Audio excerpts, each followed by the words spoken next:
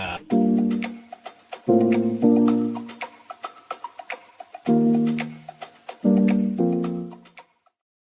is good, guys? Welcome to Ticket Talk tonight. Here on Thursday night, we got a guest that has been on our shows numerous times, Mr. Dave Wakeman. I mean, Dave is just the live event enthusiast, the marketing guru. He said he has 4 pages of notes ready to go tonight. I mean, he is just full of facts, full of answers, and knows it all. So, Dave, so welcome. Like you set a high bar this week with Eric and Randy going at it for 90 minutes. I know we won't make it to 90 minutes because it's too late for me because I will fall asleep, but we will go. And yes, I do have 4 notes. As I told you, this is why people want me on these things, because I prepare. So Dave is prepared, ready to go. When I'm the kind of guy, he's the opposite of me. I just kind of go off the cuff. I have about a notepad of notes of a few sentences. Dave has 4 pages of notes, so kudos to him. Before we start, we just launched our Discord group today, Ticket Talk.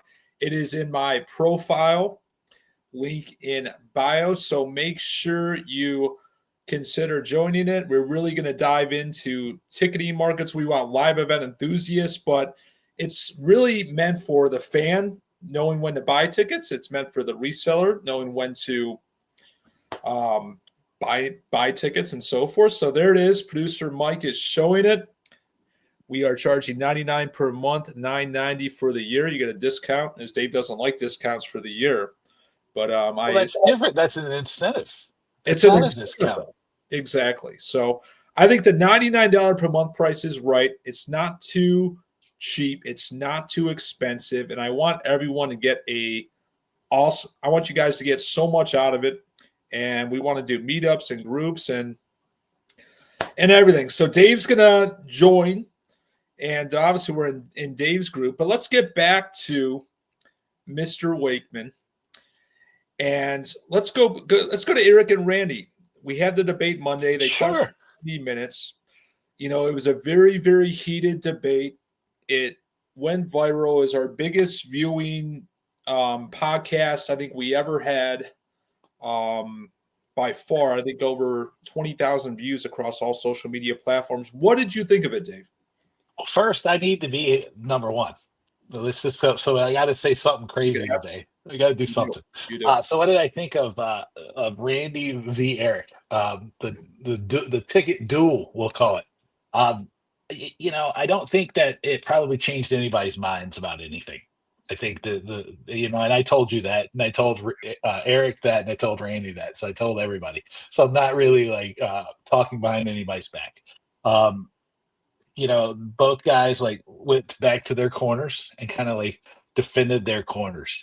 I think you could see the passion that both of them have for the industry.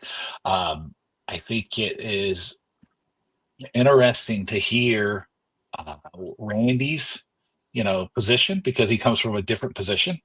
And it's interesting to hear Eric's ideas because he has a different background. One of the things I think that both of them have told me, and I think that most people agree or appreciate, I don't know if they agree, I don't care about that. They appreciate is that I've done both sides, right? And that's a thing. And because I think a lot of times what gets lost is the nuance between the two sides. And I think that there's a lot of room for both sides to work together. I think that they're still largely adversarial, in too many cases. And I think that some of the friendlier working relationships aren't always constructed as well as they should be. So I still think there's a lot of improvement that could happen. I think the more that you can have, controlled, constructive conversations between people, I think the more helpful it'll be. And I think that in situations like that, it's important that people are able to hear both sides, and I think that one of the things, one of the issues I think from the conversation you hosted was that I don't know that either side was really listening to each other. And so I think it was a little bit of a missed opportunity. but I was entertained. As I told you, I was entertained. I Like I just don't said know what in we one of my learned. recaps, Dave, I wanted to be a viewer myself, and like through the years, I watched presidential debates, and Oh, just like a viewer over there, where you had your I have popcorn and I your still have sundae. some left over. I You still had have the some. whole deal going, man. You didn't mess around. You know, You were like, oh my god, I this is just wanted to amazing. be. I just wanted to be a viewer, and you know what? I just hate when moderators interrupt. They don't get their point out. So I know you're damned if you do, you're damned if you don't. But I enjoyed it as a viewer. Yeah, I enjoyed there is an art to doing those things, and like it. Yeah. you only you're damned if you do, you're damned if you don't. So, I don't. But yeah, I was entertained. Take everything else out of it. I was entertained. The facial expressions, the shouting, the talking over each other, Yeah.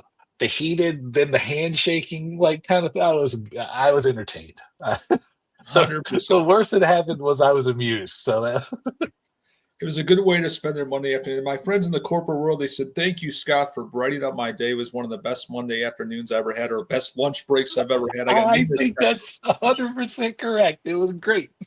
Absolutely awesome. So Eric Randy entertained. Let's get to Oasis. They had a 17-year layoff. Obviously, there was some Yeah, beef between the brothers, and obviously, I didn't. I mean, I knew of them. I didn't really study Liam them too talks much. shit about his own niece. Like Really. that's like, oh yes, he said, I don't even know if that's my brother's daughter. So let's not cut it out. These guys go at each other. Let's go. They go at it each other. They take a 17-year hiatus, Yep. and now they're the hottest ticket. Obviously, what I saw in Manchester was unbelievable. Packing Mhm. a GA show, 80,000 a night for 5 straight shows. Yep. I mean, just unbelievable that they can pack 80,000 for a midi residency in Manchester for 5 straight shows. Like, what as like a marketing, like obviously it's genius. They're popular. They took 17 years off. So they're going to have demand. Maybe every band should do that. That's somewhat popular. But what do you think created their effect to be this popular? Well, okay, so there's the break, right?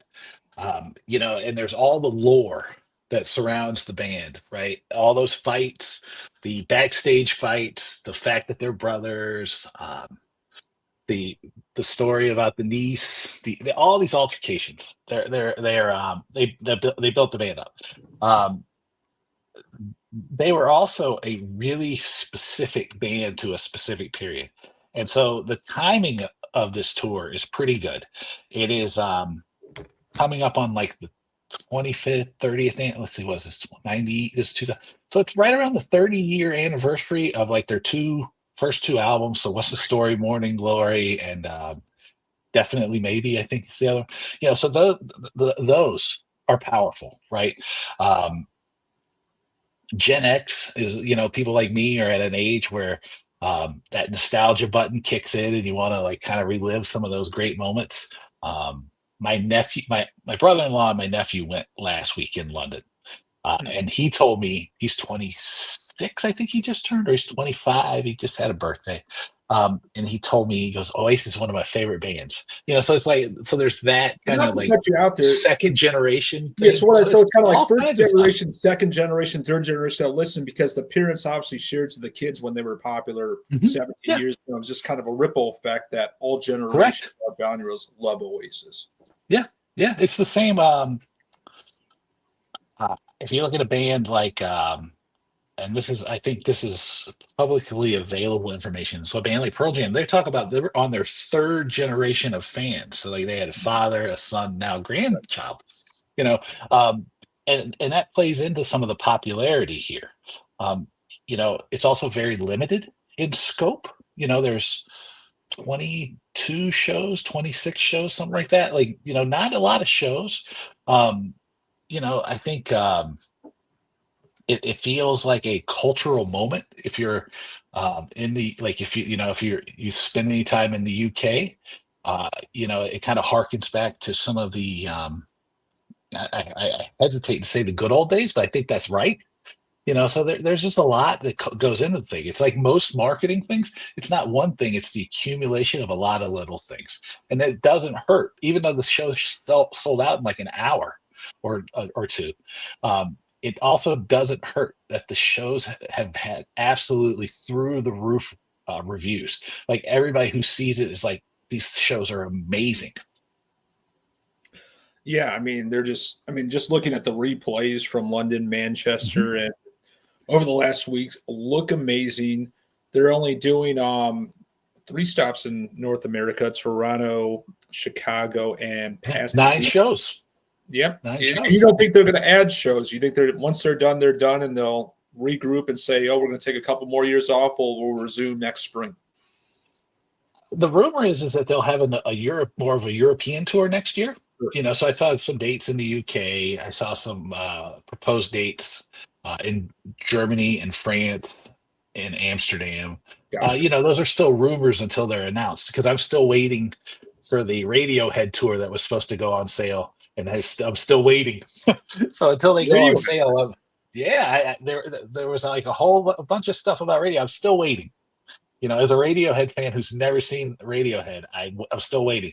So the same thing with Oasis. The rumor is there'll be shows next year, but until they're announced, I don't know, because a 17-year break. Who knows? These shows have been celebratory though, from the looks of it. So I would hope that they keep going. I mean, it looks like amazing fun. Absolutely. And let's shift to ticket legislation before we get to the NFL. Obviously, I don't have that on my notes. we got to have some trick questions to throw you You off. didn't tell me this, so gotta now I have have to some pull trick out of the You got to notebook. pull it out of your brain. You can't. We can't cheat like we're back in school and have notes to cheat on testers. We got to throw some curveballs with our guests. I bet you there's something in here. There's something in there. I think there's something there. Okay, so ticket legislation over the last like 2-3 months, it's been crazy. Obviously, state of New York, we covered. Mhm. Coalition of Ticket Fairness, Jason Bergen did a good job Yep. of funding that. Obviously, no resale cap in New York State yet. Obviously, Live Nation comes out, proposes a 20% resale cap to Trump. Obviously, Kid Rock's on board. Mhm. Michael Rapino, Dan Wall are doing a great job lobbying the Trump administration with obviously the monopoly and obviously proposing a resale cap. What do you think of all this? What do I think of it? Well,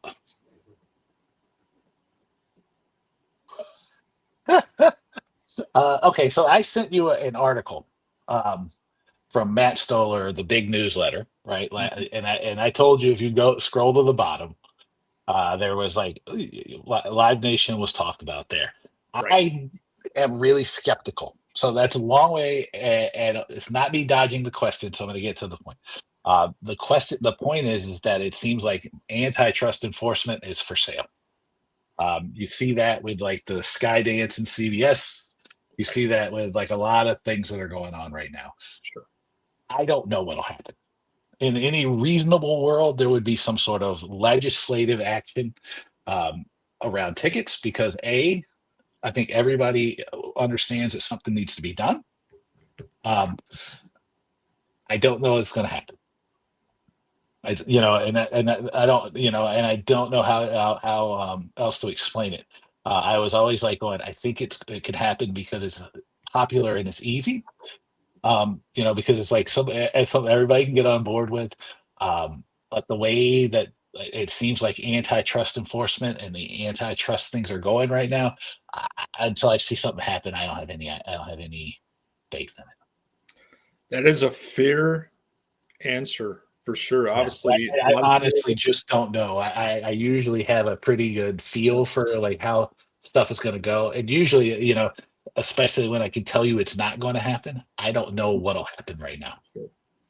it is definitely up in the air. I agree. Obviously, you can force some scarce tactics, and we can obviously get stories involved, FTC, and obviously we can report on some. But obviously, those same things happen in 2018. They're happening in 2025, and really nothing happened after that. In what was it with the KIG situation going on? Yeah. So it's all up in the air. I agree. None of us have a magic wand how it's gonna transpire for sure. Let's Yeah. shift over. Well, I'll make one more point on this, because Yeah. this is something that people should pay attention to too. Is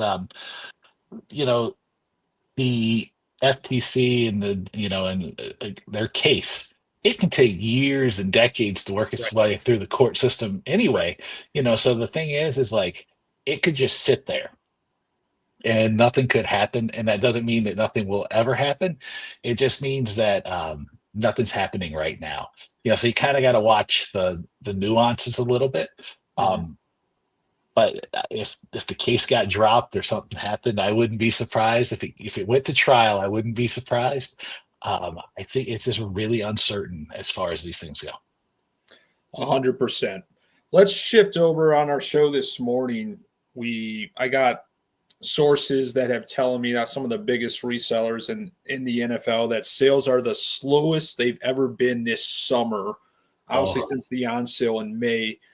What is going on with consumer buying behavior for NFL? Obviously, college football's upon the horizon. What is going on there, Dave? Just this sales is are where the notebook comes into play because I have lots of stuff for this. there. This You is go. You can cheat on the thank test. you. You Now bet. I can cheat on the test. Well, I wanted to prepare for your audience.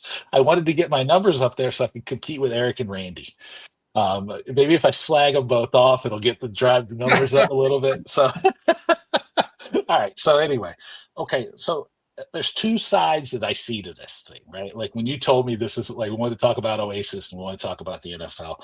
I was like, let me look at this because I was like going, I, I haven't paid any attention to the NFL because I don't generally pay a whole lot of attention to the NFL. It's a monster. And it does, all it does is seem to go big, get bigger, and eat more stuff. So I Right. never actually pay any attention to it. Or I won't say any. I just don't pay as much as I do to other things because they're just more interesting. Like like somebody always winning and doing well. It's not Right. as interesting as like things where there are more challenging situations. You have to think harder. You have to be more creative. So let's look at the NFL, right? There's a couple things I feel like are going on here, and we'll start on the NFL side. The number one thing is we got to look at the matchups, right? What do the games look like? Um, a little bit what I saw when I looked through things, and I don't know for sure, but I know the NFL prides itself on parity. Like within a year or two, everybody can turn over except for lately, there seems to be a number of teams who have consistently been poor. Mhm. Your Cleveland Browns, the Panthers, I think Right. to an extent, maybe the Jaguars. My Dolphins were like that for a while. They were like kind of middling and poor, right? Right. And what that does though is when there's teams that are consistently poor and there's no chance that they're going to improve, I think it starts to take some of those games off the slate, right? And it just makes them not sell very well because why are you going to buy a Cleveland Browns ticket right now? Right. You wait till the week of the game if you want to go. Is the weather nice? Is my friends going to tailgate? Are they going to go Right. do something else? You wait, right? Pays to wait is a real thing. Right. But I think that makes a lot of games unattractive right now. And then there's always surprising teams, right? So, but I think right now, um, with the 17 games, right? That could create a little bit of fatigue. It doesn't show up in the TV numbers, but maybe in the ticket buying numbers, it could be there. But the big one I think is really interesting to look at is there's 68 million people who gamble regularly now in the Sure. United States. Right. And the TV experience, if you're gambling, is much, much better than Right. if you're in stadium. And I think that that's probably having a little bit of an impact. I don't know if you can count it for everything because it's selling 60, 70,000 tickets for 8 games. So I don't know if you're really having a huge thing there, but that I think is a huge is a big driver because that's a lot of people, right? That's you opened up an incredible uh, Pandora's box, right? It's and that could be a serious issue. On the flip side of it, we come back to cost of living. Now, I was talking to some people in Vegas, and they're telling me about how bad the foot traffic is. You Sure. know, the occupancy rates are some of the lowest they've seen in decades, or more than a decade. Um, the expenses, the cost of, or the expense to go to Vegas, is outrageous. That's one example. Because I was just in New York last week, and you could notice how few people there were for a normal summer, like, New York City. weekend. Wow. Yeah, right. I mean, I lived there for a decade, so I mean, Right. I'm pretty well versed in the patterns of New York City, and it was noticeable, right? And we were talking to people when we were walking around, like shopping and stuff. Everybody's like, "Oh yeah, like it's like a lot slower than it would normally be." You get reservations at restaurants if you wanted them. It was totally, um, a different dynamic. So what I was looking for was like numbers, right? Because we hear about cost of living, we hear about inflation, we hear about the economy, we hear about all these things. So I looked at it because I think that there's something there because I don't know how since um, what people tell me doesn't seem to be consistent with the numbers I see. Right. Yeah, and so what I looked at was how do I want to do it? Serve U.S. consumers in their debt problem. That's how we'll frame this, right? So 11.3% of the American, um, spending, cash flow, free cash flow for entertainment, discretionary spending, 11.3% is spent on servicing debt. Sure. So that's 11 more than a dime of every dollar goes to paying off some debt. Um, the thing that's changed though is this year it seems that people are more concerned with paying down their debt. Right. And because again, I was like, how I did it was I was talking to people and they're like, oh yeah, I got this. So it seems that 72%, the Moody's just did a survey. 72% of people are going to pay down their debt this year, Interesting. and 49% of them are prioritizing credit card debt, which we know is how a lot of people were financing their ticket purchases because they have to buy a lot of times the tickets so far in advance. So I think Right. that's squeezing things a little bit. But there's bigger cost cutting trends that I think we have to pay attention to when we're thinking about why these things aren't selling. Um, People are looking to cut their subscriptions, right? Trying to avoid the buy now, pay later, which I know a number of ticket platforms and ticket I was companies just going to bought mention into. that to you. I mean, Yeah. obviously the buy now, Oh, play I'm ahead of you, Scott. I'm later. way ahead of you. I think our So mutual it's friend Mike Guffrey said that that's helping ticket sales. Maybe it is more for concert than it is for sports, but are people like, you know what? I can go on a year payment plan with Klarna. Why not? I can afford this $600 ticket now because I can divide it into 12 payments. Is that working or is it kind of caught up with, well, you know what? I don't want to get into more buy now, pay later, layaway programs. so what it seems like again, I don't want to use like say I believe. I want to go with the data because I Right. think that's important. Mhm. Um, is that there's a trend in people wanting to pay off their data because they feel economic uncertainty, which we'll Sure. get into the inflation numbers in a second because Yeah. these are important because the cost of living. Um, I was flinching at the price of frozen pizzas the other night in the grocery store because it was like $13 for a frozen pizza. So inflation and the cost of living are real things. The buy now, pay later thing, it did have a moment. I think it did help with those like premium seats. I think that for a lot of customers, it was a better deal than like financing it on your credit card. Right. But if the trends are true, and the data is correct, which is 72%. So almost three and four, like 3 or 4 people are trying to pay down their debt, then that's likely to have turned around. So that would be different. And then I think another trend that are and this again bears out when I'm talking to people is that people are a little bit more like holding on to their cash. And then, there was like a little bit of YOLO and doom spending. They're like, everything's falling apart. I'm going to spend. COVID. And Right. those things Right. seem to have fallen away. So inflation. A set of movies again. I'm back to movies. I spent a lot of times with movies this afternoon. Yeah. Um, from 2 years ago, right? The cost of the average person, their monthly expenses cost them $709 more a month. So if you Wow. do the math, that's like $9,000 a year more. The cost, like the people's paychecks aren't keeping up with that in most cases, right? And if that's the average, then like there's a wide variance in this, so that's crazy. And people focus on this inflation number because I know, like I think it was yesterday or the day before, like the government's inflation numbers came out, and they were like 2.5%. But the 3%. And those are kind of what the government wants to keep them at.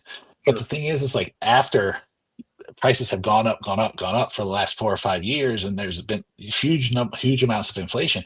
That's not 3% off of like some baseline. That's 3% off of the new inflated thing.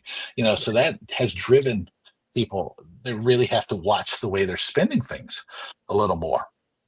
And so then I look at this just like debt across the board, right? Because I'm thinking about debt, and I've been watching this debt thing for about a year now because I was like going, my God, like what's going on here?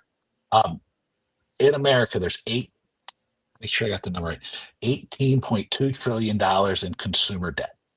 Wow. 18.2 Yes. trillion. Wow. Yeah. Now, not all bad though, because 12.8 is in mortgages. But 1.64 trillion is in autos and 1.18 trillion is credit cards. But what concerning to me, right? And this is what and one of my great things is I got out of a business in 2007, right before everything fell apart, as because I started looking at these same numbers. Delinquencies on credit cards. So that means over 30 days past due or longer, are at about 8.5 to 9%. Wow. Which is a lot, right? Those are numbers that we haven't seen since 2008.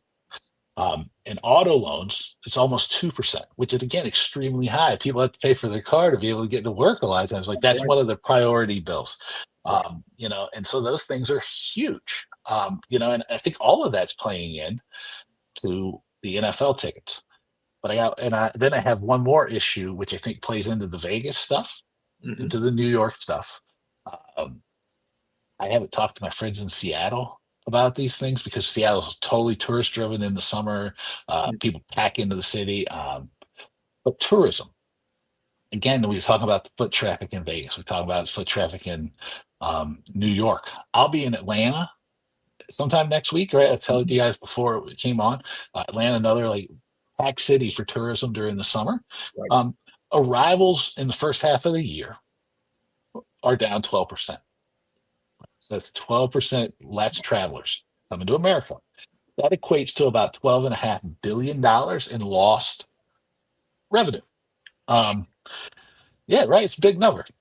Big number. And where these people aren't coming from too. Now this is important because it could be just like people who are like really don't have a lot of money to spend, but these are like people who typically come and they spend money. So it's down 17% from Europe, but 40% from Canada. And so that's 40% from Canada. That's a yeah, massive number. yeah, that's a 40%. huge number, right? Canadians are pissed. And the projection is it'll be down 9% over the course of the year. So it's going beyond the NFL. We were talking, going back and forth, somebody too in my mentions today about the World Cup and the pricing. These are real numbers. These aren't like bullshit numbers. These are real like things to pay attention to. If people are not coming, it's going to be hard to charge extortionate prices for World Cup tickets because that's a lot of seats to fill. 100%. But I've been ranting. I've ranted. So you think, obviously, I think the big thing is regarding the down from the international tourism, and specifically Canada, 40% is the tariffs is causing this. Right. Yeah. Well, I'll say so. Canada, it would be tariffs. It would be that 51st state thing. It would be like Right. there's a lot of stuff that's going on. Like everything, there's not one little. I mean, I know if a butterfly flaps its wings in Brazil, it causes an earthquake in DC or whatever that the theory is. It's never just one thing. It's usually like multiple things, and they come together, and as they come together, they kind of grow exponentially, and that's what I see. It's not. If it was one thing alone, you could handle it. I mean, even as I was preparing to come on here, I saw new tariffs were announced. And I was like a whole new batch of tariffs, and I was like, well, this creates uncertainty. And if things seem like a little uncertain, turbulent, or whatever, then they'll hesitate. It'll cause economic activity to go down. It'll cause tourism to go down. It'll cause inflation to rise, right? a lot of things happen. 100%. And I mean, going back to my time in 2008, I was just starting my career, and the number one thing people's cut in down times and obviously recessions, everything is the entertainment dollar is the first to go. Certainly. Yeah. And there's so this I don't have in front of me, but there's data too that points to even before any of this economic uncertainty, corporations were cutting back and pulling back on their ticket contracts. And Right. part of it's because they can get things on the secondary market. They weren't able to utilize those tickets. They didn't see the value of holding those tickets. Right. There's a lot of factors that are going on. So it's not just one thing; it's many things, and they're all coming together. It seems like at one time. 100%. And I mean, really, to end it, I guess I want to throw in the Savannah Bananas because they're just this Yeah. story. And here's my argument about it. I got a lot of crap for it a couple months ago when I said, I think that Jesse Cole is at the point that they are at the ceiling, they're at the pinnacle, and they can't scale much further than they can. I think that they've knocked it out of the park. The stadium tours, everything they do has been an amazing A plus. sport. Yeah. Amazing. And I have no arguments. I think what he's built is amazing. The Harlem Globetrotters of baseball, literally on steroids, Mhm. and everything he envisioned has happened. Just amazing. But how do the Savannah Bananas look 5 years from now, 10 years from now? In my opinion, they're going to end up back doing Harlem Globetrotters types of tours at minor league ballparks. They won't have the demand to do stadiums anymore since the novelty will be worn off by then. What are your thoughts on that? It's tough to say, right? Because what Jesse has done, and you can go back into the Business of Fun Yep. archives and listen to my conversation with Jesse from way back 5 years ago. We were talking about this. Is that he's been very good about being focused on the customer, right? And everything like, one of the key marketing ideas I teach people is that, like, going, my opinion, Scott Friedman's opinion on things doesn't matter. Probably it's dangerous. That's why earlier when we were talking about the NFL and we were talking about Oasis, I was like, I want to root everything in data because my impressions, or my feelings are wrong, right? Because I'm different. I'm not the same. And what Jesse has done, and it seems like he's been really great about hiring people and training people in this way, is that everything is built around the fan, it's built around the customer.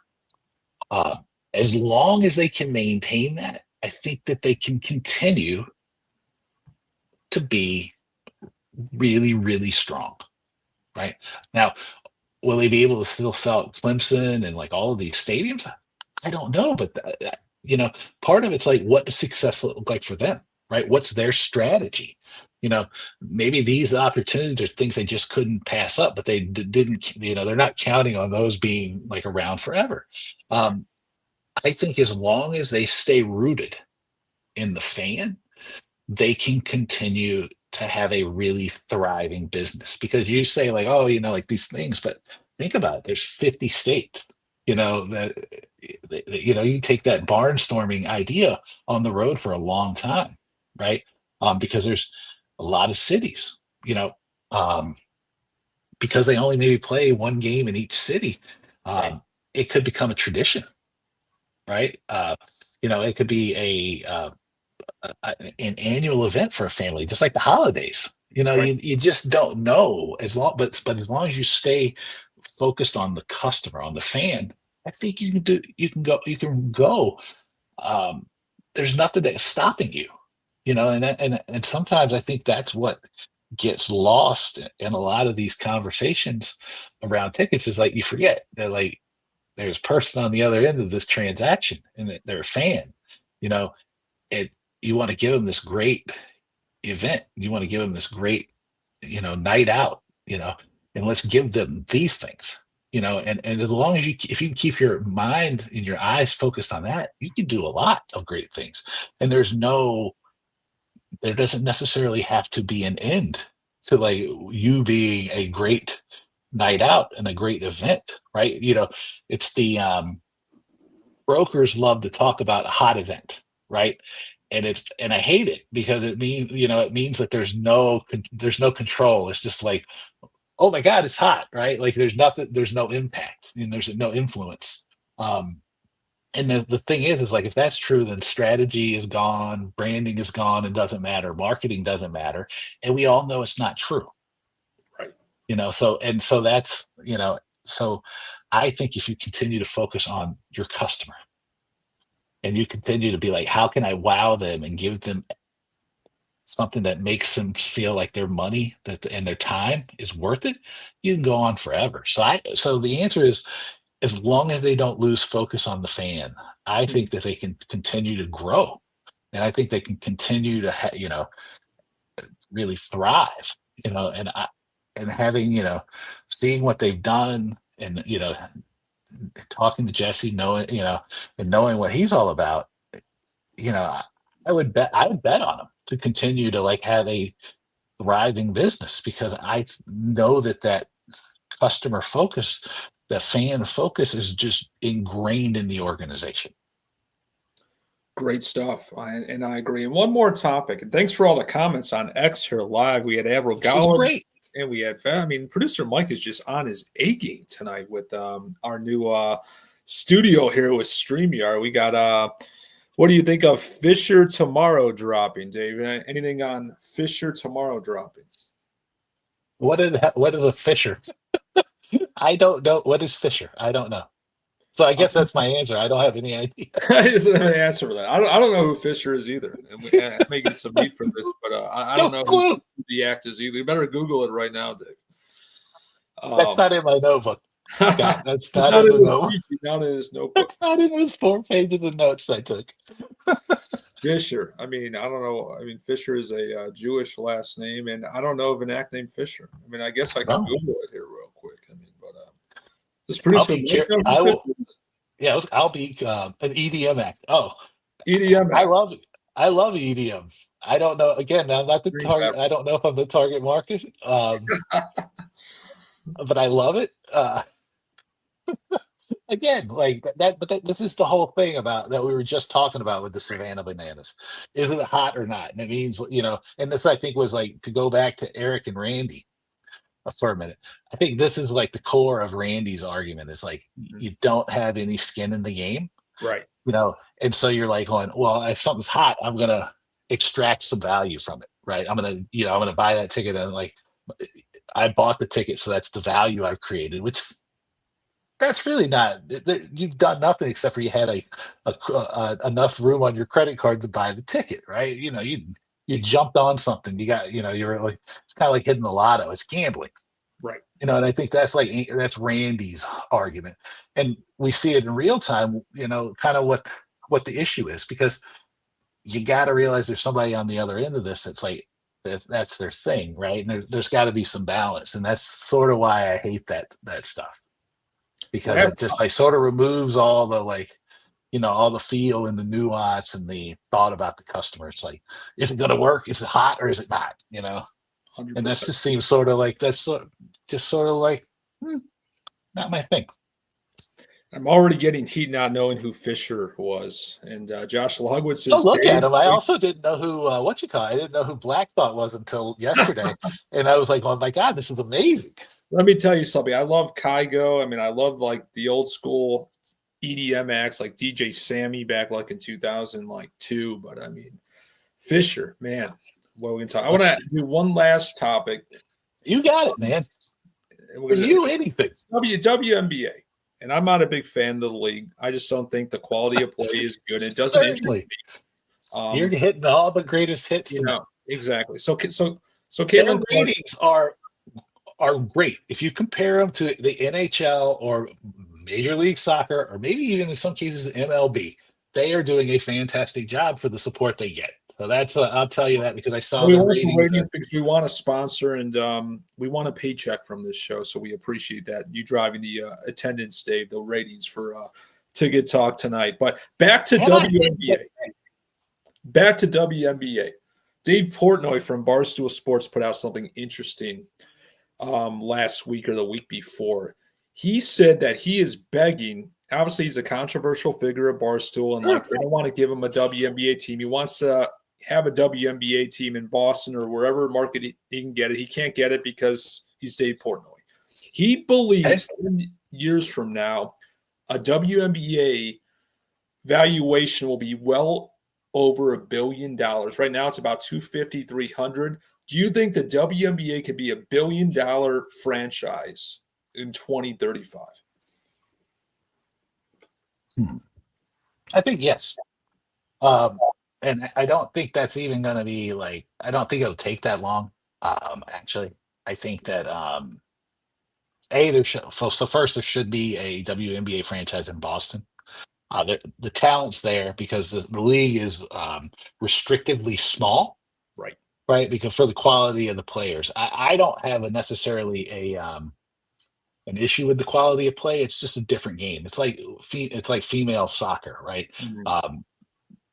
There's a lot more strategy often that goes into the female game as opposed to the men's game in a lot of cases, because the men have just more natural athleticism because built differently, testosterone, muscle mass, all those things. I don't find the quality of play that is lessened. I find it to be different. So like I'm looking for different things, and there's market research that proves this point. The AFLW, the AFL's Australian Football League women's thing, they did a bunch of research about this when they first launched the league, I believe about 8 years ago, I think. And I might have my numbers wrong, but that people were looking for a different experience when they went to women's sports. The same thing happens with the WNBA or the NWSL, right? So it's the same, it's the same thing. I actually could be somewhat surprised that there's not a $1 billion franchise in the WNBA now already, because the truth is that there's half the country's women. They want to be able to, they want to be able to see themselves in these things. They don't like women don't want But not to cut you off, what took them so long? Performance. Yeah, not to Maybe talk. anybody What else. took them so long? WNBA's been around since the mid '90s or late They've had '90s. shitty marketing, is what it is. Shitty marketing. Okay, fair. I wrote an article about this in 2015. It was poorly marketed, right? They finally have like caught up with the marketing is finally caught up. If you ask me, and to be fair, if you ask me any question, I'm gonna, let's say if there's a problem, it's mostly the time because they've been bad marketers. The part of the bad marketing was they didn't have the resources. Part of the thing was like they tried to take the typical sports biz approach to the thing, like the men's game. It needs to be unique to who it is. It needs the resources to grow. They're finally have people in here who really like value the game for what it is. They finally have people who are putting resources behind it, right? So you see like the successes of the Seattle Storm, right? They have been successful for a long time, right? Because they had a ownership group that specifically focused on the Storm. They specifically have focused on marketing the women's game, the WNBA, and they have been super successful. You're seeing some similar thing in Las Vegas, right? Now you're seeing it in Brooklyn and in the city, right, in Manhattan, right. So it's just got to be its own thing. And the reason it hasn't gotten that far until now is because of poor marketing, and that a lot of that poor marketing was like you brought in your sports biz bros that like were everything looks exactly the same, right? Every challenge is the same. It's the same. And this is the issue the UFL is having right now. And then they didn't have the resources. Now they have people who give a shit about the game, and they have resources. So, I mean, just like looking over the next 3 years of WNBA. I may be catching up to Randy and Scott here. Randy and Eric soon if I keep talking about the WNBA like this. I hope so. So, in the next 3 years, the Yes. 3 expansion teams are Cleveland small market, Detroit small market, Philly big market. Why are the next 3 expansion teams not Boston, Houston, plenty of other bigger markets that exist around the country? Why did they choose Cleveland, Detroit, Philly? Is it just the ownership decided? Like, why isn't a Boston in there? Why isn't a bigger or Miami in there? Or does Miami have a team? I mean, I'm not sure. Miami does not have a team, no. Okay. So why aren't they in there? I was right. Why is it Miami and Boston signing up for expansion teams right now? I mean, I mean, I don't know. I mean, I'm sure it's probably money. Because that's like those owners would cut the biggest checks. Sure. Probably part of it. Even though they would tell you that that's probably not the case, but I would think it's probably the case, right? Like that's how most of these decisions are made. There's no mystery to that. Um, do I? But I guess the more interesting question about that is like, how will those organizations be successful? And I think the key to success for the Cleveland team and the Detroit team and the Philadelphia team is for them to follow the Valkyries in San Francisco and Sure. create their own unique identity, right? Rooted in their place, unique to Cleveland. I go to Cleveland. I think the place is great. I like it. Detroit, a great city. It's unique. Make the teams be unique, right? Focus on your customers. Don't try to just hit the generic customer. Right? I mean, if I could just get these teams to spend a little bit of time and money on market research, right? Which is like understanding what people want, what people need, so you can figure out exactly who your customer is for this stuff. It would go a long way to making these things better. Sure. Because I feel like these are three markets that could do very well, right? I mean, I think Miami would do better because I would of course say that because I grew up in Fort Lauderdale, and I go to Miami in Miami for a month a year. Of course, I would say Miami is going to be the best, right? And of course, I would say Boston because I go to Boston all the time, and Boston's a bigger city, so I think that and I know the numbers in Boston, the amount of high net worth people that live there, the educated population. I mean, Boston would have been a no brainer to me, but Philly would, has similar characteristics. Um, you know, and really the big thing to make them successful is like they need to do basics of marketing really well. So understand their market, right? Do some research. Start with ethnography, which is a fancy word that means talk to the fucking people. Like go to your market and like hang out with people and ask them stuff, right? And I say start small and you build up from there. So you have a feeling for what people want and need, right? You know, and make it like little boys and little girls, right? So you understand what the kids want, because they're going to be, as we've seen, I think in markets around the country, they drive a lot of people to games. So I think that would be very important. And I think if they do that, Cleveland and Detroit can both be successful, even though they're might be considered small markets. Right. Good points as always, David. And really to wrap things up, since we're about an hour, it's about your bedtime, I think. And Ooh, getting we're close, man. getting close. Almost 90 minutes, man. Almost. Almost 90. I think we're at 48, approaching 50. I thought we were going 20. I, You, I had enough material for 20. you have enough material for 20 more, or only 20 minutes total? I thought I only had it for 20 total, but I had more. I had 20 more than 20. So where can folks find you? You obviously have an amazing newsletter. You have an amazing Slack group, which I need to do a better job of participating in. Obviously, you're going to be joining our Discord group to provide your analysis. But where can everyone find you who hasn't found you yet? Okay, so I'm going to point you to.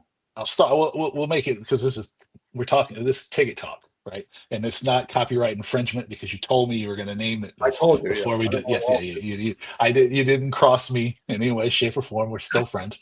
But Talking Tickets, that's the newsletter, and you can find it at talkingtickets.substack.com, or you can go to my website, which is davewakeman.com.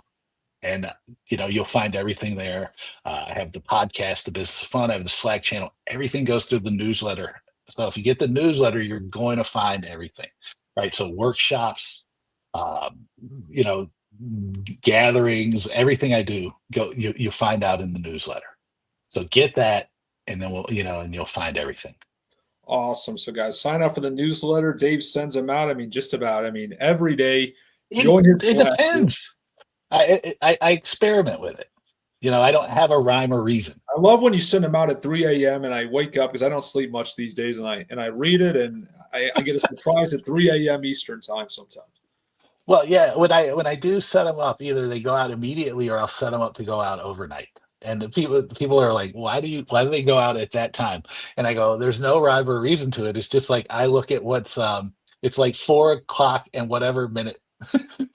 I set it for 4 a.m. So if it goes out at 4:03, it'll be because I was writing at whatever 03 when I was finishing up. But you And have it's a such an international 4:27. following too Yeah. across the world, so people benefit too. Well, that started because of when it all only went out on Fridays, and it was the 5 bullets, and that was like boom, boom, boom. And so I wanted to make sure everybody got it on Friday. So like 4 o'clock meant, even people in Australia would get it. Thinking that was like made it like the same day. And so I was trying to make sure everybody got it on Friday because that was the promise. But it's changed again. I experimented like lately.